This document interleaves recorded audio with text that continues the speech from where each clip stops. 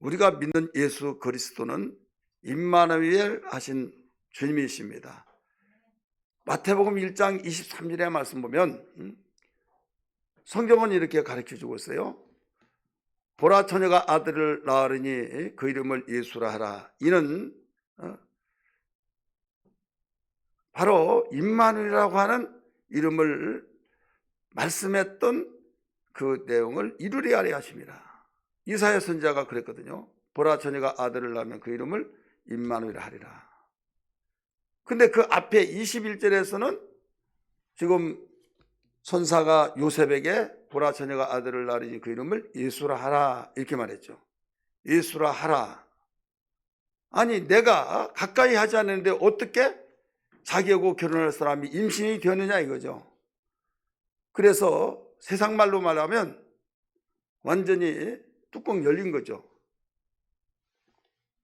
배신되어지고, 이건 이웃 사람들이 다 아는데, 정혼이 되어서 결혼할 대상자라는 걸 아는데 배가 올라왔다. 많은 사람들은 혼전의 관계를 가졌구나 라고 하는데 사실 자기는 가까이 하지 않았다 이거죠. 근데 배가 불어오르면 뻔할 뻔자 다른 사내를 보지 않았느냐, 그렇게 생각이 되어질 때 동네방네 다 떠들고 돌아다니면서 돌 맞아 죽을 수 있는 그런 기회가 될 수도 있는데 워낙 의로운 사람인지라 내가 그대로 그냥 묻고 슬그머니 끊어버리면 되지 않느냐, 그런 마음을 가지고 그게 계속 연일됩니다. 그런 일인데 어떤 사람이 날랄라 홀로로 하면서 생활을 하겠습니까? 이때 잠을 자는데 천사가 현몽하면서 말하기를 요셉아, 내 아내 될 사람 데려오기를 두려워하지 말아라. 무수하지 말아라. 염려하지 말아라. 이는 다른 네가 생각한 대로 사내를 통해서 잉태된 것이 아니라 성령으로 잉태된 자다 하면서 사실을 그대로 가르쳐 준 거예요. 그래서 이름까지도 가르쳐 줍니다. 보라, 처녀가 아들을 낳으니 그 이름을 예수라 하라. 이는 자기 백성들 가운데서 구원할 자이심이라. 이렇게 가르쳐 주죠. 어떻게 그럴 수 있냐 이거죠. 이건 아니야 할 수도 있지만은 그 아니라고 생각을 딱 막아버리면서 절대적이라는 것을 증거로 내세우면서 이사야 7장 14절의 말씀을 천사는 인용해서 일러줍니다. 보라, 처녀가 아들을 낳으니 그 이름을 임마누엘이라 하리라 함을 이루려 하려 하심이라 하면서 유유히 천사는 사라집니다. 눈을 떠봤더니 꿈이에요. 꿈인데 보통 꿈이 아니에요. 그래서 이 꿈이기 때문에 주의 천사가 사자가 나타나서 현몽하면서 그런 꿈 이야기를 했을 때 꿈을 받아들이면 위로가 되고 그래 하면서 받아들일 수 있지만은 위로가 되고 모든 문제가 해결되지만은 이건 어디까지 꿈이야 현실이 아니야 하면서 이걸 배타해버리면 그냥 무시해버릴 수밖에 없는 거죠. 그러나 이것을 받아들이며 그가 결혼하기까지 가까이 하지 않았더라. 성경은 그렇게 가르쳐주고 있죠.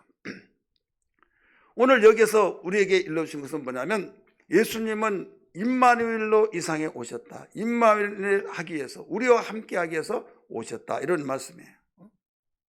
성경은 이와 같이 하나님이 우리 인간 스스로 산다고 한 것은 저주의 삶이요, 스스로 살 수 없는 존재가 스스로 살 수 있다고 하는 것은 이건 불행하고 저주요, 이건 살아갈 수 없는 삶이 되기 때문에 말로 표현할 수 없는 불행이다 이거죠.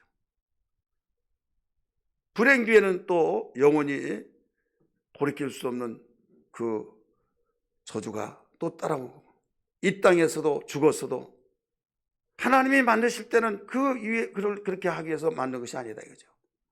당신의 형상을 따라 그 모양대로 지어서 하나님의 행복을 같이 누리기 위해서 만들었는데도 불구하고 그런 결과가 되어버렸으니 방치해둘 수 없잖아요. 사랑하는데 모든 창조물을, 하나님이 피조물을 만드실 때 뭐라고 했습니까? 좋았더라 좋았더라 하면서 사람을 만들 때는 힘이 좋았더라 라고 말합니다. 사람을 만들 때 좋았다고 하시면서 힘이 좋았다 2번이나 말씀하고 있어요. 좋았다는 말을. 이렇게까지 하나님이 기대하고 계시는데 실망이 컸죠. 사람 만든 걸 한탄했다고 하는 인격적인 존재로서의 그 심정을 나타내신 주님이란 걸 믿으시기를 바랍니다. 그러니까 함께한다고 하는 것은 얼마나 중요하나. 함께하기 위해서 계명을 주셨고 함께하기 위해서 행복하기 위해서 하나님의 뜻을 이루기 위해서 그 모든 영광을 위해서 찬송을 받고 하나님께서 영광을 받으시고 찬송을 받으시고 당사자에게는 행복을 누리게 하고 하나님이 이렇게 치밀한 계획 속에서 그 작정하셨는데 이게 무너져 버렸다 이거죠. 여러분이 어떤 일을 할 때 계획을 세우고 기대의 설렘 속에 있다가 그것이 무너져 버리면 얼마나 실망이 되겠습니까? 하나님도 인격적인 분이기 때문에 그와 똑같은 거예요. 그래서 하나님은 사랑을 통해서 독생자 예수를 보내셔서 우리에게 구원자로 예수를 보내셨고 또 우리와 함께 하시기 위하여서 임마누엘이라고 하는 그 엄숙한 하나님의 제2의 회복의 역사를 통해서 나타내신 것을 믿기 바랍니다. 이 회복이라고 하는 것은 하나님이 함께 해야만 된다 이거죠. 함께 할 수 없는 그것은요 어떤 무엇을 가지고도 회복이 안 되는 거예요. 우리 사람이라면 반드시 그 혼자 사는 것을 그 합당하게 여기지 않냐고 독차한 것을 참 하나님이 고독하게 여기셨다는 것을 가르쳐 주셨잖아요. 그래서 여자를 만들었을 때 남자의 잠들 때 갈비뼈를 빼서 여자를 만들어서 가정을 세워주시다 그렇게 말하잖아요. 한문에서도 사람 인자를 어떻게 보여주고 있습니까? 혼자는 설 수가 없다는 거죠. 받쳐준 자가 있어야 된다. 세워진 사람이 있으면 받쳐준 사람이 있다 이거예요. 그렇기 때문에 반드시 우리 인간은 홀로 살 수 없다. 하나님께서 항상 그를 받쳐주셔야 된다 이거죠. 우리 인간들끼리도 가정을 세워주신 것은 바로 혼자 나갈 수가 없고 받쳐준 자가 있어야 된다 이거죠. 그러기 위해서는 함께 있어야 된다. 이 부분을 강력하게 가르쳐 주셨습니다. 믿으시길 바랍니다. 그래서 예수님이 이 상에 하나님의 보내심을 받고 오셔서 당신의 뜻을 이루기 위해서 제자들을 먼저 삼았어요. 제자를 삼으셨을 때 거기에 삼는 목적이 있습니다. 마가복음 3장 13절부터 15절의 말씀을 보면 거기에 주님이 원하신 자들을 부르셨다고 했는데 부르셨을 때 목적을 주셨어요. 첫 번째 하나님과 함께하고 두 번째 전도도 하고 세 번째 귀신을 내쫓는 권능을 있게 하려 하심이라 이렇게 가르쳐 주셨잖아요. 여기서 첫 번째가 뭐예요? 하나님과 주님과 함께하기 위해서 주님이 제자를 택하여 불러주셨다 이겁니다. 함께하기 위해서. 그래서 항상 주님이 제자들과 함께 동고동락 하시면서 아버지의 뜻을 이루시는 데 있어서 날마다 그들에게 가르쳐 주시고 몸소 보여주시면서 이런 것이다 라고 하면서 천국의 복음의 비밀을 일러주신 것을 믿으시길 바랍니다.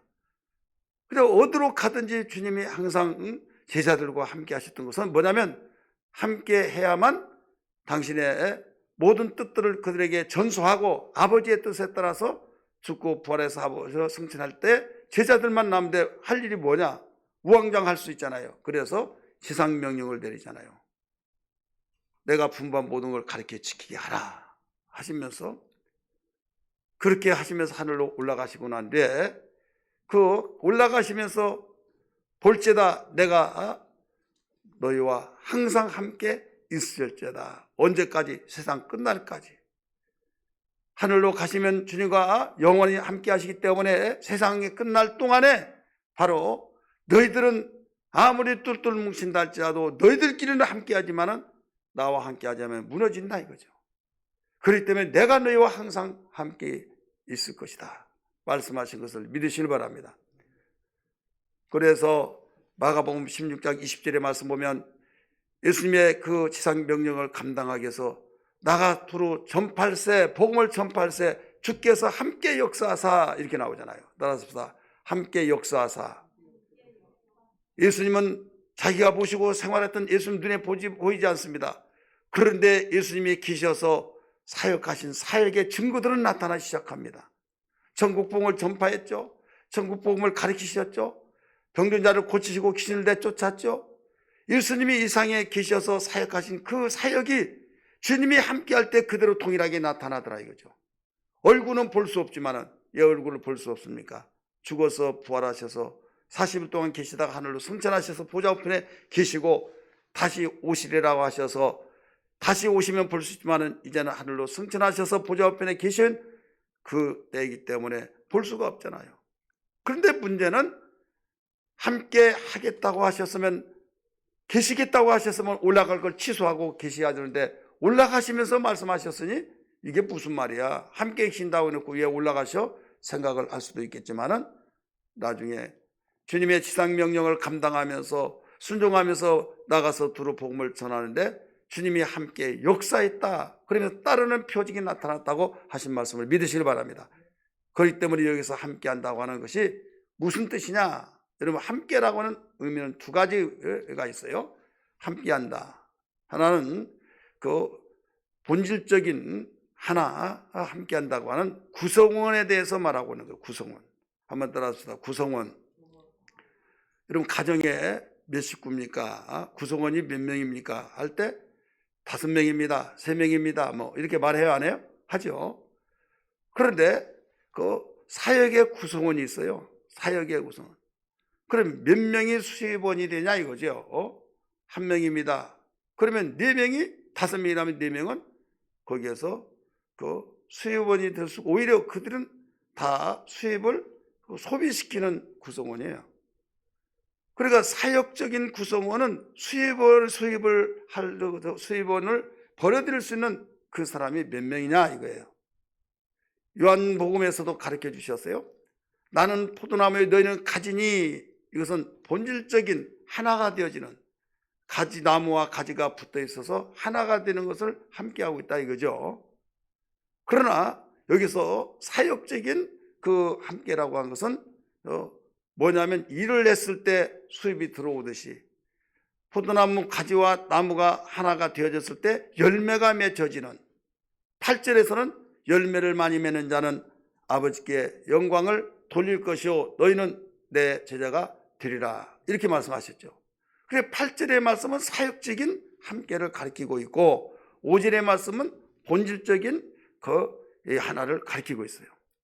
오늘 본문의 말씀은 무슨 말씀인가 하면 구성원적인 본질적인 하나가 아니라 사역적인 말씀에서 주님이 함께 가자 말씀하신 거예요. 마태복음 26장 46절의 말씀 보면 주님이 말씀하시기 일어나라 함께 가자 보라 나를 파는 자가 가까이 왔느니라 라고 말씀하셨어요. 자, 본질적인 그들이 주님과 함께하는 것은 뭐 가룟유다도 함께 했잖아요. 죽을 때 그때도 성찬식 마지막까지 했잖아요. 함께 했어요. 지금 여기에서 하는 말은 거기에 함께 본질적인 그 말이 아니에요. 무엇에 대해서 말하고 그러냐? 바로 사역적인 면에서 함께 가자는 말입니다. 믿으시길 바랍니다. 12명이 그렇게 주님과 함께 동고동락하면서 복음을 전하기도 하고 또 그 사역에서 보기도 하고 협력하고 하러 가면 그대로 순종하고 했지만은 끝까지 같이 가는 자들은 아무도 없었다 이거죠. 오늘날도 마찬가지예요. 우리는 주님과 함께 하면 됩니다. 함께 가야만 됩니다. 그러면 함께 갔으니까 여기까지 왔지, 함께 했으니까 하면서 우리는 예수님을 마음속에 구주로 영접해서 주님이 내 안에 있고 우리가 주님 안에 또 우리가 있고 그러면 하나가 되잖아요. 함께 하고 있잖아요. 근데 무슨 말을 함께 또 하냐? 우리가 어때 뭐 끊어졌다가 다시 붙었다가 끊어졌다가 붙었다가 그러냐? 그 말이 아니거든요. 오늘 26절 46절에서는 일어나라 함께 가자 사역을 말하고 있는 거예요. 따라서 함께 가자. 함께 갈 때만이 바로 주님의 뜻이 이루어질 수 있다 이거죠. 여러분, 가정의 구성원이 정말 5명이 있는데 일하는 자는 나 혼자고, 나이가 어렸을 때는 각오하잖아요. 아직은 그 시기가 아니고 내가 바란 자가 잘못이잖아요. 어린아이가 학교 다니는데 얘 너 돈 안 벌어 오냐? 나 혼자만 돈 벌어야 하느냐? 그렇게 말한다면 그 사람 정신이 이상한 사람이 아니에요? 그렇잖아요. 기대하지도 않고 지금 학교 다닐 시절인데 오히려 학교 다닐 시절에 돈 벌어야겠다고 어머니 혼자 돈 버는데 나도 돈 벌어야겠다. 그러면 근심이 되지. 잘했다 할 부모가 어디 있습니까? 그런데 학교를 다 대학까지 나오고 이제 사회에 한 사람으로 진출을 해서 이제는 구성원에서 사역의 구성원이 되어야 할 텐데 일을 하지 않아요. 직장이 없다고 하면서 그래서 이렇게 해서 정말 알아서 직장까지 알선을 했는데도 안 다니려고 한다 이거죠. 그러면 그때부터는 문제가 생겨요, 안 생겨요? 생긴 거예요. 그때는 이제 부모도 걱정이 되고 그의 장래 자신도 마찬가지예요. 일할 때는 일을 해야 된다 이거죠.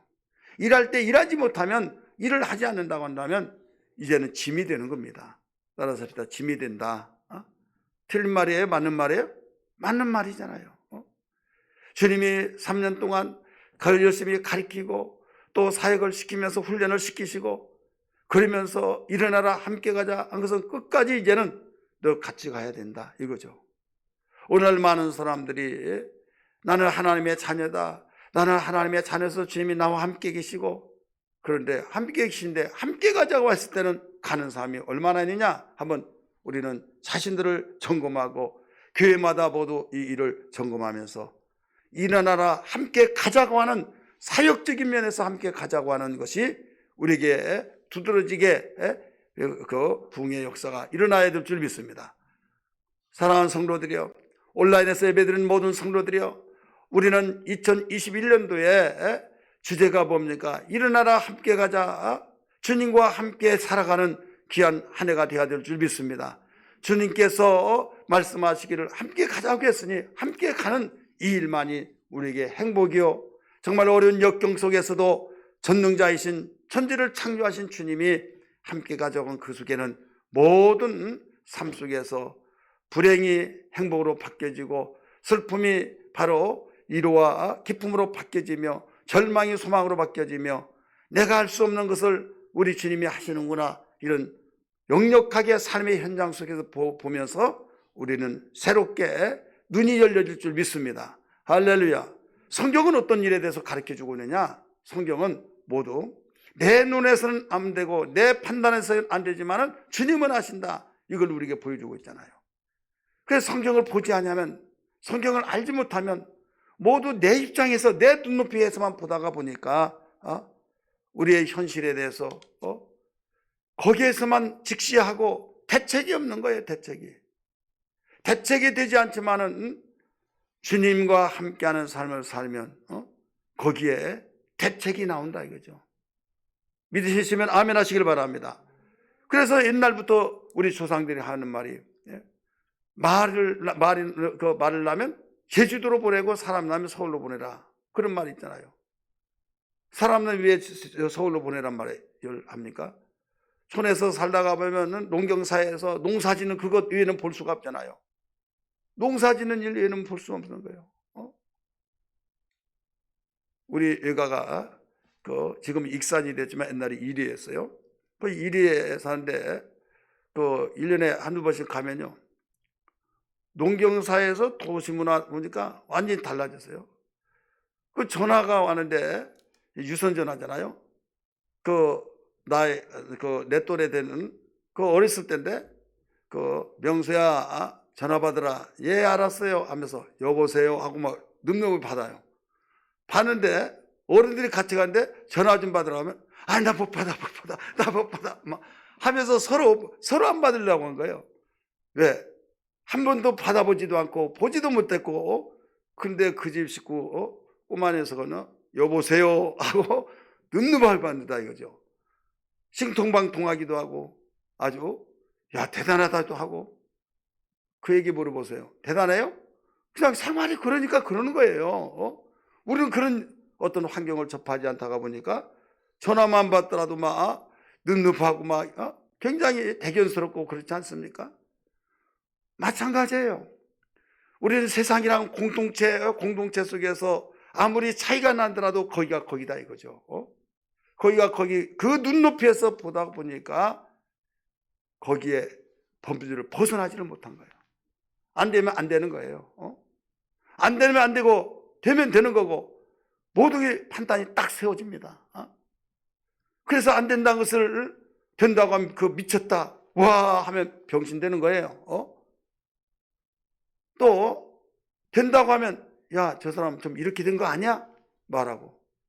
그래 예수 믿는다고 한다 예수를 제대로 믿다고 보면 그런 오해를 받을 때가 많이 있는 거예요.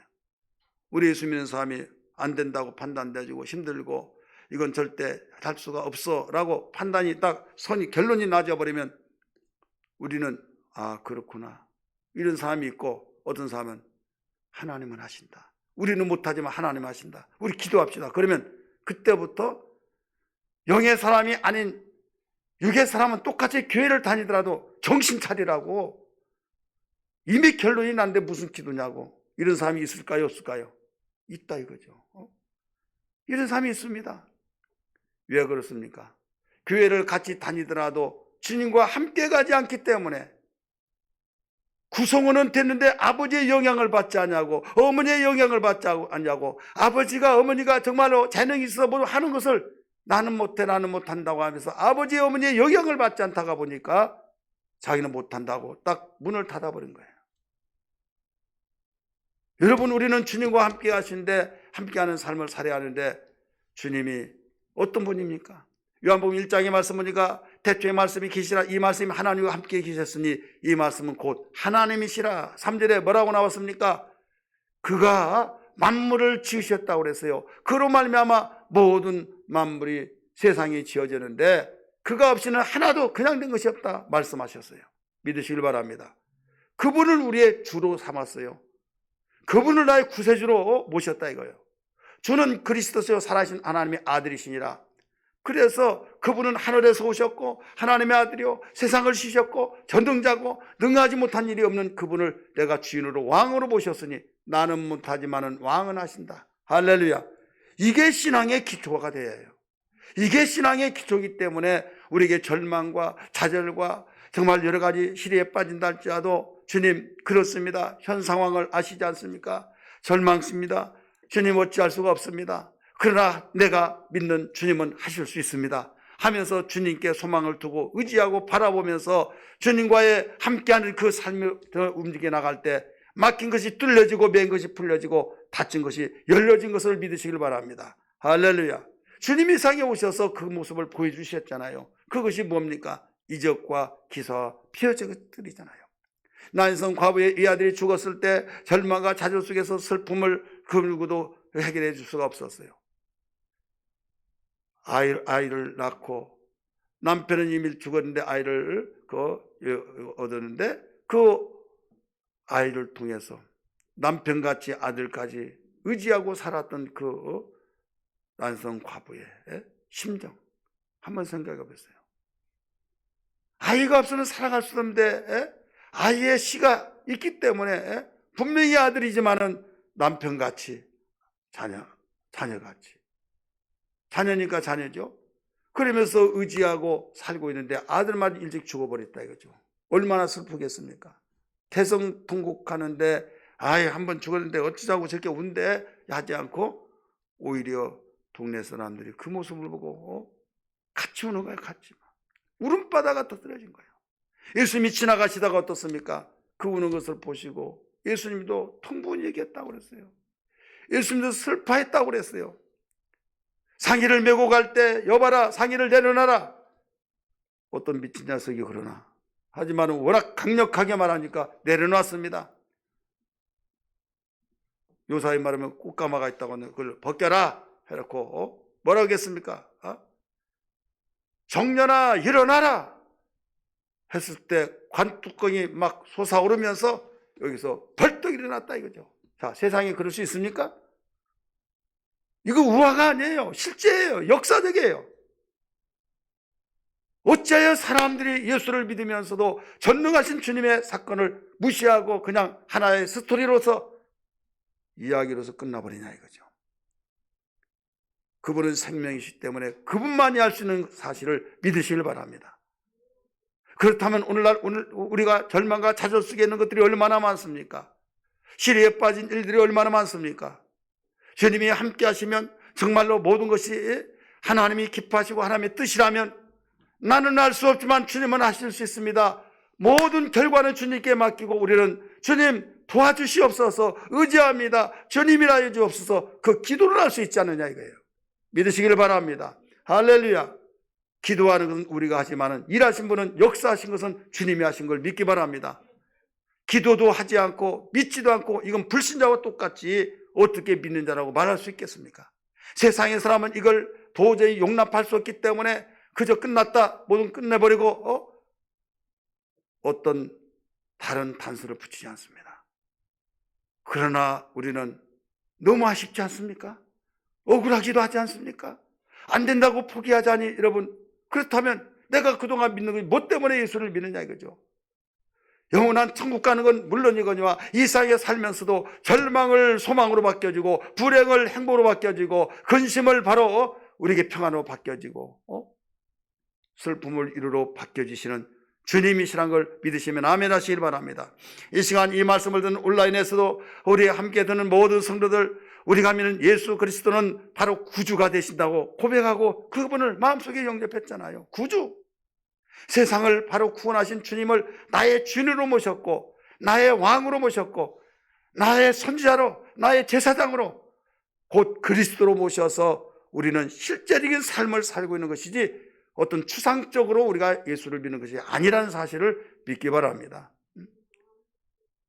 그러나 많은 사람들이 신앙생활을 하면서 그냥 다른 말로 표현한다면 이론적으로 이 머리에 그냥 죽은 지식으로만 가지고 있으니 어려움을 당하고 힘들 때 도움이 안 된다 이거죠. 예수 믿어야 뭔 도움이 있나.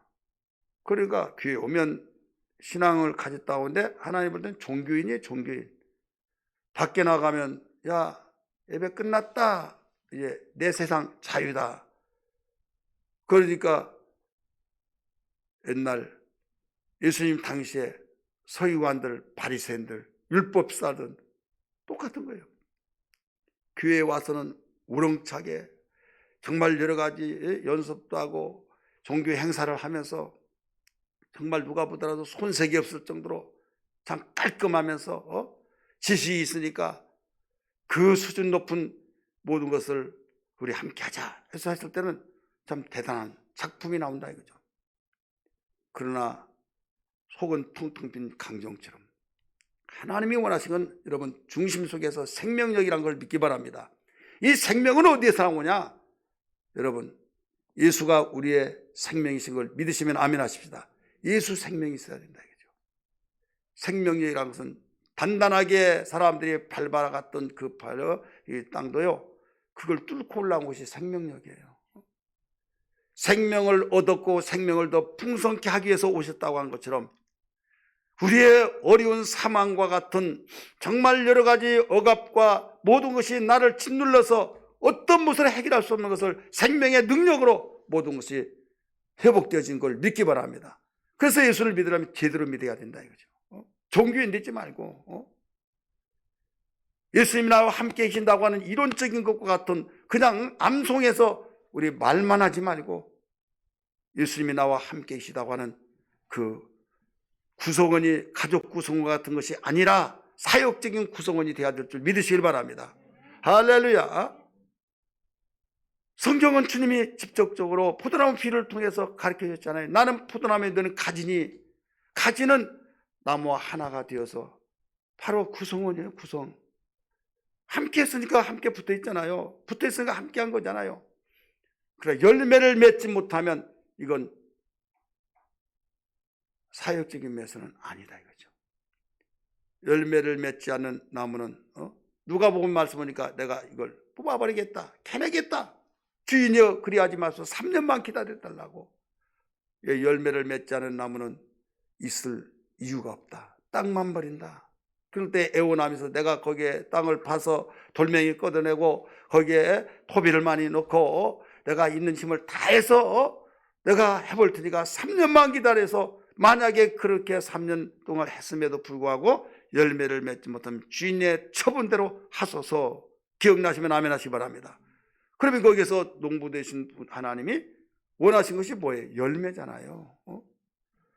우리가 예수 믿으면서 정말 하나님이 바라시는 열매, 이 열매는 어떻게 맺느냐? 주님과 함께 가야만 됩니다. 할렐루야. 일어나라 함께 가자. 함께 갈 때만이 열매가 맺혀진다 이거죠. 2021년도에 우리 애광교회 모든 지체가 된 우리 구성원 된 모든 성도들이 이제는 사역적인 구성원이 되어서 정말 함께 갈 수 있는 신앙 되어 어디에서도 찾아볼 수 없는 정말로 하나님 보시기에 영광을 받으시는 그런 교회가 되어야 될 줄 믿습니다. 이것이 행복이요 우리의 삶의 능력이요 많은 사람들에게 귀감이 될 뿐만 아니라 하나님께서는 영광을 받기에 합당하신 그분이 항상 함께 역사할 줄 믿습니다. 그렇게 되기를 원하시면 아멘 하시길 바랍니다. 그러면 어떻게 하면 그렇게 할 수 있느냐? 오늘 예수님이 말씀하신 대로 깨어놓고 기도하라고 했잖아요. 기도하라 기도하라 시험에 들지 않게 해서 기도하라 계속적으로 말씀했어요. 그런데 기도하지 아니했을 때 결국 자기의 의지로서 기도하지 않고 그 주님과 함께 가기는 갔는데 나중에 어떤 자는 그냥 옷을 벗어버리고 막 너무 겁이 나니까 도망가 버렸고 자기가 했던 말을 베드로는 했잖아요. 내가 죽을 때도 같이 가고 오게도 같이 가고 내가 절대로 같이 가겠다고 해서 자기의 의지력으로 같이 갔지만은 지금 다른 제자는 도망갔지만 베드로는 자기가 말을 했기 때문에 그나마 말을 지키니라고 갔어요. 모닥불을 쬐고 있을 때 나 저 사람 봤는데 저 예수님의 바로 일당이야. 무슨 소리를 나 알지도 못하는데 자리를 옮기는데 나도 봤는데 이리 가도 결국은 저주하고 맹세하면서까지 여러분 예수를 부인했다고 성경은 가르치고 있잖아요. 자, 구성원적인 면에서 분명히 하나가 있지만 열매를 맺었어요? 못 맺었어요? 못 맺었다 이거죠. 교회 안에서는 우리는 교회 한 지체입니다. 우리는 정말로 주님과 함께 하셔서 주님이 하나님이 함께 하셔서 이런 말을 많이 하지만은 어느 상황에 도달하면 완전히 돌아서서 나는 모른다고 부인하지는 않겠느냐 이거죠.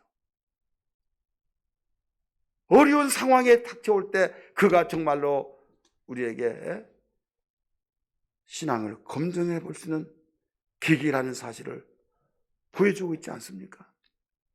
주님이 여기서 보여주고 있잖아요. 베드로가 여기서 보여주고 있잖아요.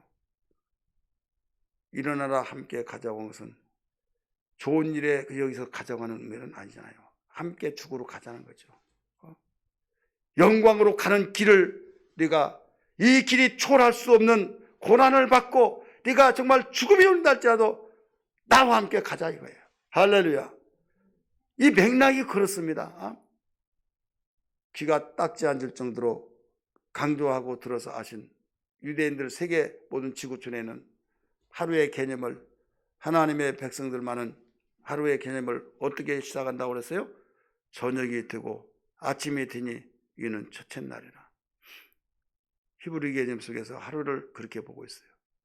그러나 모든 세상은 헬레니즘 영향 속에서 헬레니즘 개념 속에서는 아침이 되고 저녁이 되니 이는 첫째 날이라. 두 축이 하루의 개념을 가리키고 있는 거예요. 근데 유대인을 제외하고 모든 민족이 하루의 개념을 그걸 가지고 사용하고 있어요. 그러면 이게 중요하고 이게 중요하고 그게 아니라 의미하는 것이 다르다. 의미. 이 의미만 제대로 알더라도 우리는 신앙생활에서 하나님 원망하지 않습니다. 그 말이 무슨 말이냐?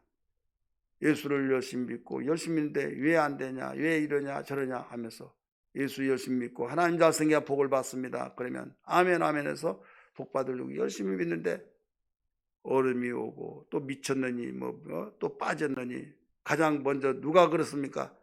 가정의 식구들 먼저 그래요. 그러면 가정 식구들이 교회 다니건 내가 말하지 않지만은 적당히 믿으라 적당히 믿으라 이런 말을 합니까 안 합니까? 적당히 믿으라 이거죠. 나 반대하지 않는다 이거죠. 그러면 제대로도 믿지 아니해서 그렇다라고 해서 이제 제대로 믿어보려고 하면 막 이제는 더 빠졌다고 하죠. 가정 식구들이 막 또 벌떼처럼 달라들어서 또 그렇습니다. 당신만 가만히 있고 제대로 적당히 믿으면 우리 가정 문제될 거 하나도 없다. 이렇게 말하죠. 왜? 우리 구성원 속에서 투표를 하더라도 당신은 자가 문제야. 다 맞는 말이에요. 틀린 말이 아니에요. 그래서 적당히 믿으라. 깊이 빠지면 안 된다. 이렇게 모든 사람들이 말을 하고 있는 거예요. 여러분, 주님은 말씀하시기를 뭐라고 하겠습니까? 애당초 주님이 불러서 당신을 따라오려고 하는 그들에게 누가복음 9장 23절에 아무든지 나를 따라오려거든 날마다 자기를 부인하고 자기 십자가를 지고 나를 쫓을 것이라 믿으시길 바랍니다. 주님이 좋은 말, 윤리적으로 도덕적으로 하는 말들을 우리는 들었을 때는 정말로 그 좋은 말씀들, 오리를 부르면 십리까지 가르쳐주라, 원수를 사랑하라, 대접하라, 막 이런 말은 너무 좋아서 황금률이다 해가지고 굉장히 마음속에 스펀지 물 스며들듯이 다 받아들인대. 왜 다른 말은 안 보냐 이거죠. 어떤 말? 나와 처자를, 너희가 나와 복음을 위하여서 너 처자도 버리고 목숨을 버리는 자는 금세 내세에서도 100배나 복을 받고 하나님 나라를 합당치 못하게 받지 못한 자가 하나도 없다. 말씀을 마가복음에서 기록한 것을 믿으시면 아멘 하시기 바랍니다. 이 말씀들, 어떤 사람이 예수님 따라다니려고 나도 선생님 주님 따라가겠습니다. 그런데 한 가지 문제가 있습니다. 아버지가 지금 돌아가신데 인사하고 올게요. 상을 치르고 올게요. 주님이 그래라 말씀하지 않고 생기를 잡고 뒤를 찾아본 자는 하나님 나라에 합당치 않다.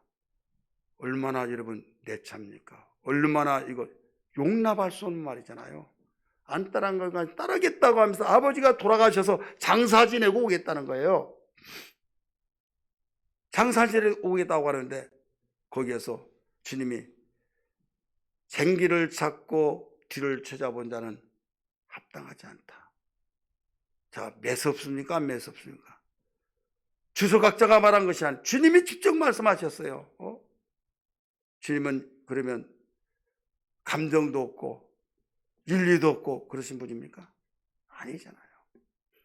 이건 뭐냐면 모든 순서를 우선순위를 어디에 두냐? 하나님 1순위라는 걸 가르치고 있는 거예요. 믿으시기 바랍니다. 여러분이 가정 하는데 가정에 대해서 행복, 가정에 대해서 우리 이렇게 살자 하는데 불행했을 때 얼마나 충격입니까? 근데 정말 1순위를 잡고 가정이 행복해지면 여러분 어떤 걸 택하겠습니까? 어떤 분이 직장이 먼저냐 가정이 먼저냐 뭐가 먼저라고 그래요? 뭐가 먼저입니까? 헷갈리죠? 가정이 먼저잖아요. 근데 직장에서 나오라고 하면 가족과 계획계는 다 나오라. 그러면 내가 포기하고 직장 나가는 거예요. 가정이 먼저라고 하는데 왜 포기합니까? 어떤 집안 행사 때도 왜 못 나오냐? 직장 때문에 그렇다고. 다 무마가 되는 거예요. 그래, 요사이같이 직장 들어가기 힘들고 잘리게 되는데 거기에 눈밖에 나면 안 되지 하면서 집안 행사 때 직장에서 출근하라고 해서 갔어요. 그러면 다 이해하고 마음에 받아들이고 합니까? 안 합니까? 하잖아요. 왜 그렇습니까? 이 가정이라고 하는 가정을 세워나가기 위해서 바로 직장이 필요하고 직장이 해서 제대로 수입이 되어서 그걸 가지고 가정을 꾸려나가는데 끊을 수 없는 관계가 되기 때문에 그렇다는 것을 많이 달고 그래서 이해하고 그랬잖아요. 이해되시죠? 그렇다면 하나님을 아는 우리는 하나님이 생사와 화복을 주관하시고 역사를 주관하시고 하나님이 모든 걸 세워주셔야 된다. 그러면 가정도 하나님이 세워주셔야 된다는 걸 아는 것이 우리의 믿음이라는 걸 믿기 바랍니다. 내가 가정을 세운다고 해서 몸부림치고 백방을 뛰고 이것은요 어디까지냐? 약간의 유익은 있어요. 약간의 유익. 근데 절대 증거는 아닙니다.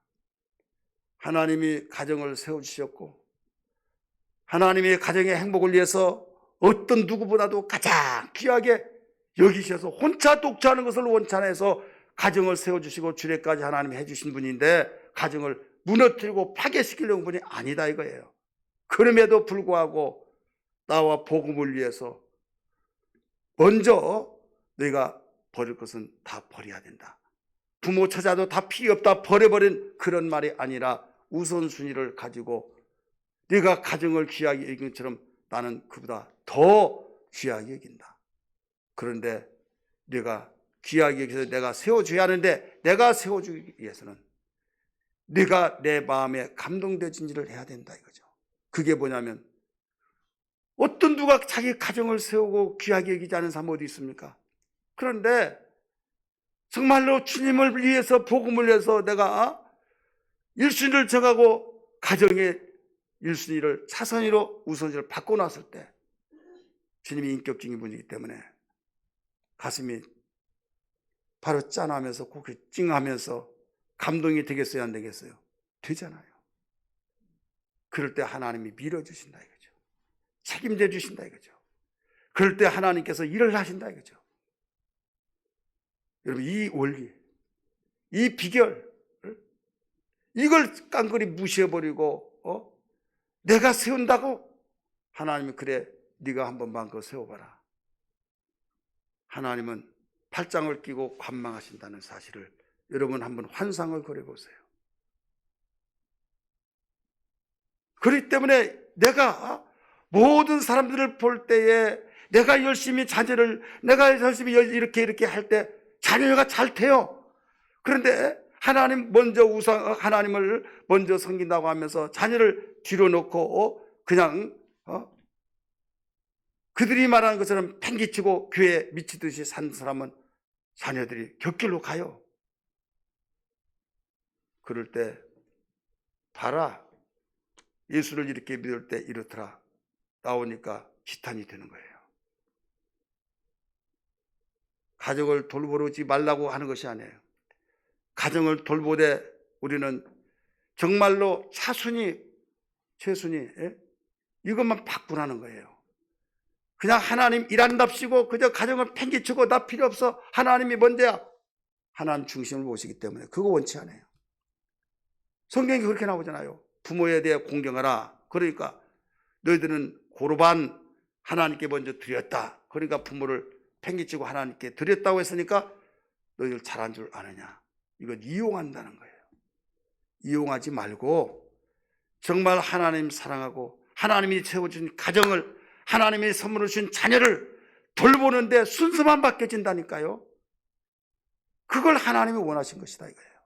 믿으시면 아멘 하시 바랍니다. 그러나 지탄을 받고 좀 삐뚤어진 것 같은데 하나님이 나중에 교정을 통해서 우뚝 세워지면서 인간은 하루살이가 아니라 장거리란 걸 믿기 바랍니다. 이때에 그렇게 잘 나갔다고 했던 하나님을 차순위로 섬기고 바로 가정이라고 한 것은 우리 인간의 모든 삶을 이 말이에요. 그걸 1순위로 섬겼을 때 잘 나간 것 같은데 나중에 여기는 바뀌어져 버린다 이거죠.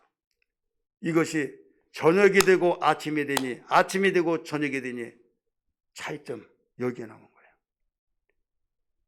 세상의 모든 삶은 아침이 되고 저녁이 되니 이런 바로 관점을 가지고 살아가는 거예요.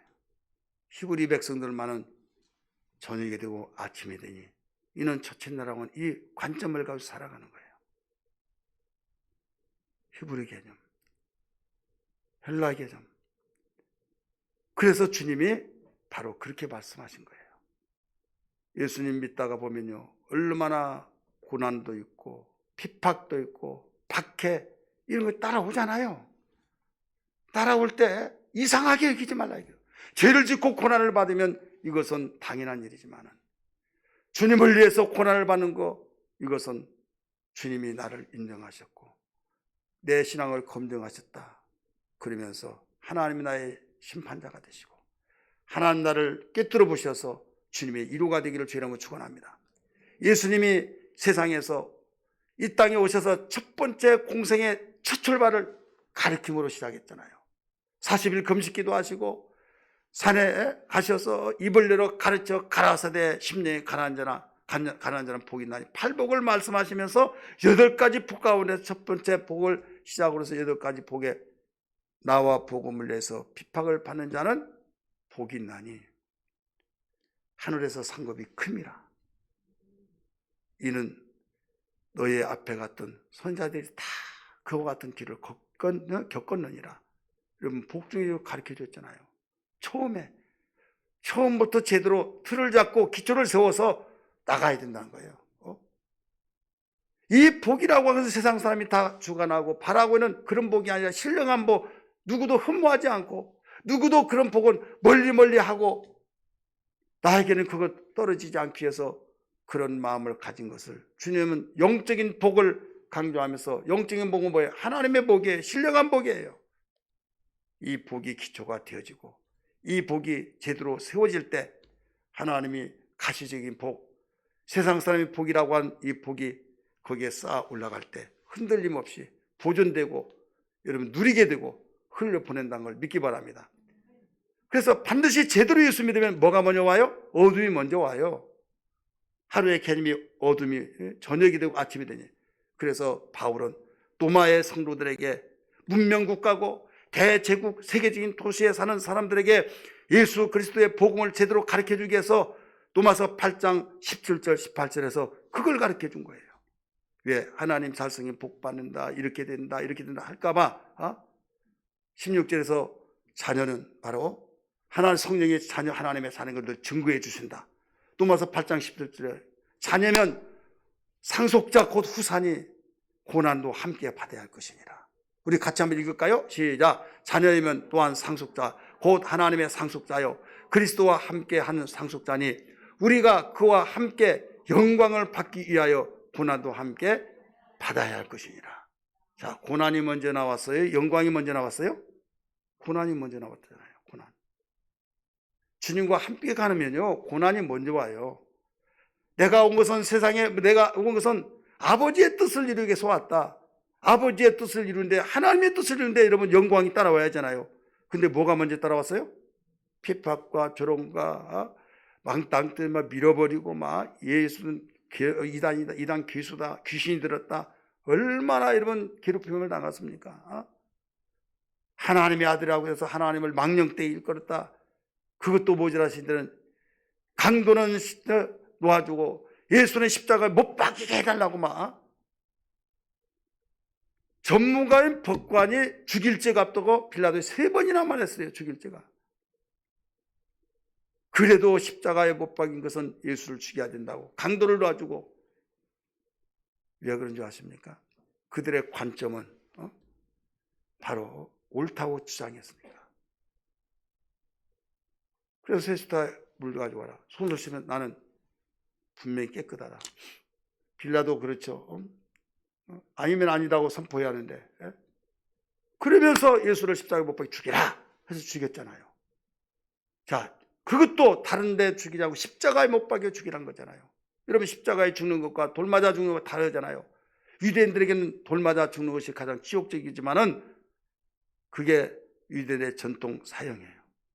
그러나 로마법에 의해서는 십자가에 죽는 거기에 가장 머리에서 지워버리겠다는 거예요. 예수가 하나님의 아들이고 이적과 기사 표적을 해가고 좋은 일을 해가고 좋은 힘이들 머리에서 완전히 지워버리고 예수는 강도보다 더 악랄한 악질 분자다.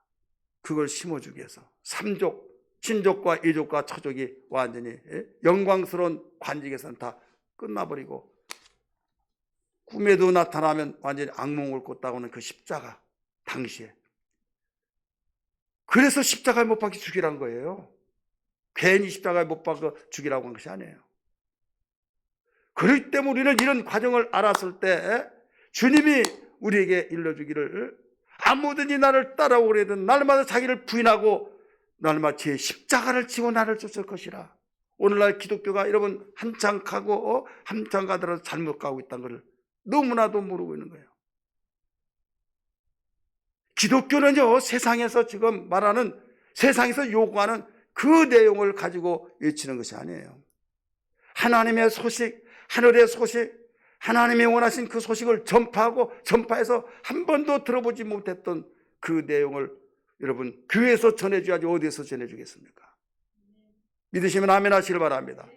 그럼에도 불구하고 세상 사람이 싫어하니까, 세상 사람이 이렇게 하면 바로 개독교니 뭐니 하니까 우리는 좋은 말을 해야 된다고, 사람들이 듣기 좋아하는 말을, 가려진 데 가려진 말, 그러다 보니까 모든 사람이 좋아하는 말을 하다 보니까 그들은 좋아하려는지 모르겠지만 하나님은 탄식하고 있다는 걸 알아야만 됩니다. 그렇지 않습니까? 정신 차려야만 됩니다. 예수와 함께 가려면 여러분 정신 차려야 해요. 일어나라 함께 가자 말씀하셨잖아요.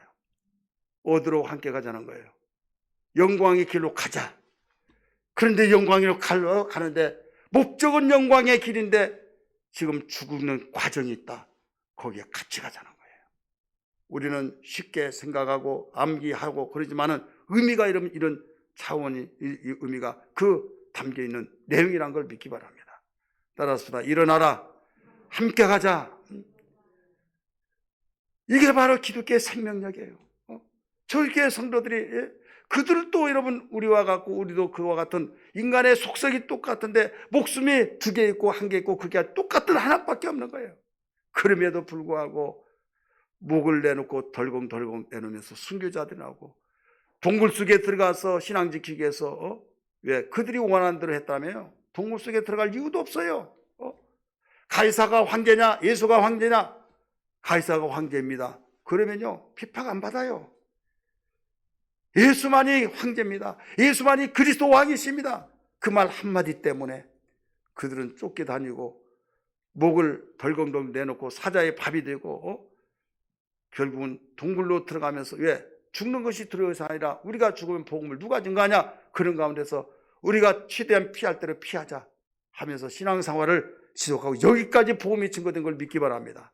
이 복음이 계속적으로 흘러가서 땅 끝까지 우리 이웃에게, 가족에게, 믿지 않은 우리 이웃들에게 증거되어야 될 줄 믿습니다.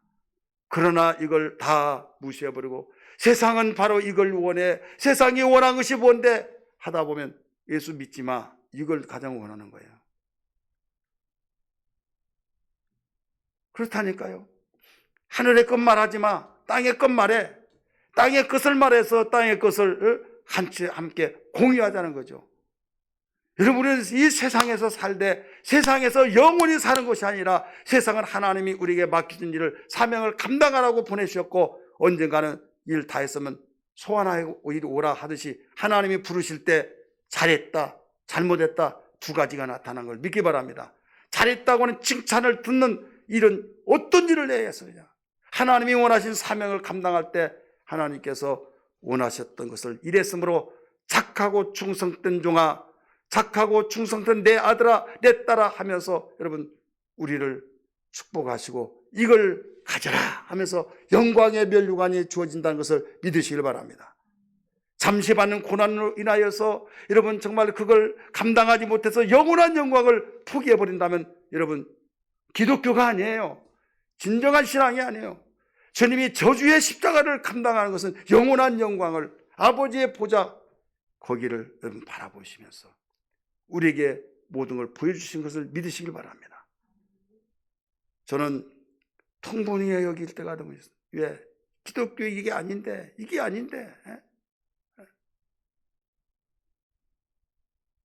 그런데 가도 너무 잘못 가고 있다 이거죠. 우리들만이라도 작은 한 알의 미랄이 땅에 떨어서 많은 열매를 거두듯이 우리들만이라도 우리는 내릴지 모를지 아무도 낼 일을 알지 못해요. 이때 주님 오실 때 아니면 내가 주님께 먼저 갈 때 언젠가 서잖아요. 섰을 때 부끄러움 당하지 않냐고 정말 주님께서 칭찬해 주시는 영광스러운 그날을 바라보며 살아가는 이것이 우리의 신앙이라는 걸 믿으시길 바랍니다. 그래서 절대적으로 신앙은 이 땅에 소망을 두면 신앙생활을 할 수가 없는 거예요. 하늘에 소망을 둬야 될 줄 믿기 바랍니다. 교회에서 와서 이 땅에 소망을 잔뜩 불어넣어주고 세상에 가더라도 세상에 소망을 잔뜩 불어주고 여기에서도 불어주고 어디에서 우리가 소망을 가져야만 됩니까? 여러분 세상에서는 세상의 소망을 불어넣어준 것은 세상에 사는 것이 최고의 행복이 더 이상 볼 수가 없고 알지를 못하니까 그런 거예요. 아는 사람은 아는 걸 말하는 거예요. 아는 사람은 아는 걸 말하잖아요. 모르는 사람은 별 수 없어요. 우리는 알잖아요. 하나님의 나라를 알고 천국과 지옥을 알고 천국에서도 영광스러운 그 자리를 알고, 성경은 예수님이 오시기까지 그냥 오신 것이 아니라 모든 선지자들이 오시리라 하는 예수에 대해서 증거했던 걸 믿기 바랍니다. 그래서 예수님이 오셨어요.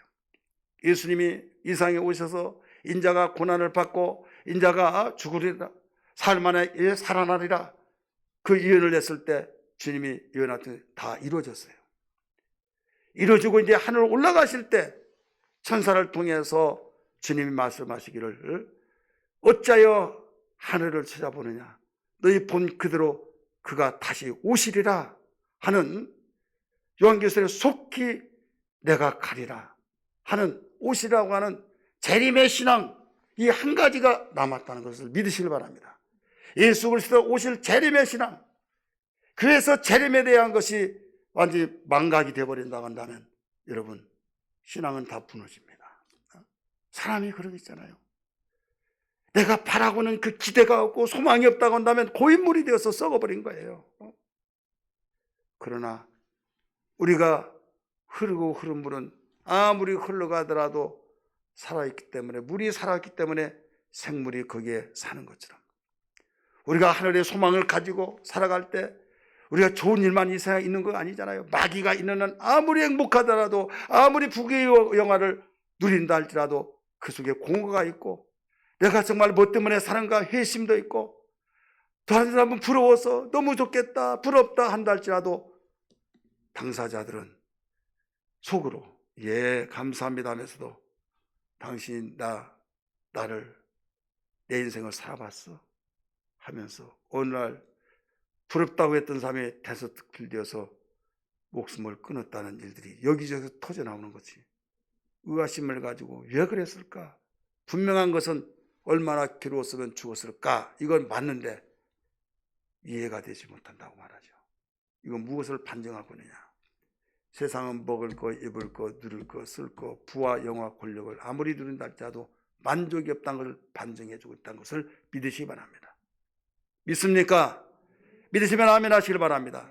오직 우리의 기쁨은, 오직 평안은 하늘에서 주시어요. 그래서 주님이 제자들에게 내가 너에게 평안을 주노니, 어떤 평안? 내 평안을 너에게 주노니, 내가 내 기쁨을 너에게 주노니. 세상의 기쁨은 내가 취하고 바라는 것이 얻어질 때 기쁘지만은 얼마 가지 못하기 때문에 그것 가지고는 너희가 세상을 이겨낼 수 없다. 내 기쁨을 너에게 주노니, 주님의 기쁨을 준다는 거예요. 내 평안을 너에게 끼치노니, 주님이 주신 평안, 하늘에 주신 평안, 하늘에 주신 기쁨은 어떤 환경도 이기는 걸 믿기 바랍니다. 우리가 잠시 사는 세상 속에서 정말 꿈을 꾸더라도 우리는 좋은 꿈 꾸고 싶듯이 짤막한 세상을 살면서 좋은 환경 속에, 좋은 여건 속에서 나부터 여러분 이 자리에 이 설교를 듣는 모든 사람들이 다 원한 것을 믿습니다. 그렇게 원하잖아요. 그런데 그게 주어지지 않을 때 어떨 것이냐? 반응 두 가지.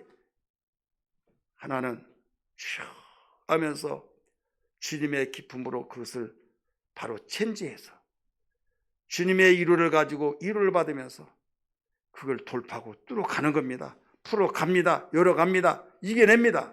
할렐루야. 그런데 주님의 기쁨이 없고 주님의 평안이 없으면요, 이놈의 세상 저놈의 세상 하면서 믿지 않은 것과 똑같이, 그러면서 화살이 불꽃이 어디로 튀냐? 하나님께 튀고 교회에 튀고 목사님에게 튀고, 교회 다녀봤자 다 필요 없더라, 하나님 성이 다 필요 없더라, 나도 나름대로 해볼 거 다 해봤는데, 이런 문제가 생겨버려서 가지가 끝까지 붙어있어서 열매를 맺어야 할 텐데 병 들었을 때 바람 한번 부니까 우수수 떨어져서 밟혀서 뭐하다가 불에 던져버린 것과 똑같다 이 말입니다. 우리 광교회 성도님들, 무엇보다도 금년 예수와 함께 정말 갈 수 있는 신앙이 되어야 될 줄 믿습니다. 일어나라, 함께 가자. 잠자리에서 일어나야만 합니다. 기도하지 않는 그 잠자리에서 일어나서 우리는 그대로는 갈 수가 없습니다. 가고 싶지만 못 갑니다. 기도가 뒷받침돼요. 무섭게 기도하고, 그래서 성경을 우리는 읽고, 그래서 말씀을 우리는 정말 어떤 가운데서도 하루에 한 번씩 우리는 정말로 예배드리면서 주님, 이런 험한 세상입니다. 어려운 세상입니다. 내 자신을 내가 이기지 못하고 내 생각을 내가 다스리지 못하는 이런 연약한 존재가 어떻게 스스로 일어날 수 있습니까? 주님, 주님과 함께 가게 하여 주시고, 주님 나를 손잡아 이끌어 주시고, 주님께서 나를 뒤에서 성령을 밀어주시고 인도해 주셔서 험한 세상에서도 잘 믿음의 싸움을 싸워 승리자가 되게 하여 주시옵소서. 이것이 영광으로 가는 모든 과정이오니 어떤 환난도, 어떤 핍박도, 어떤 상황도, 어떤 환경도 이겨내게 도와 주시옵소서.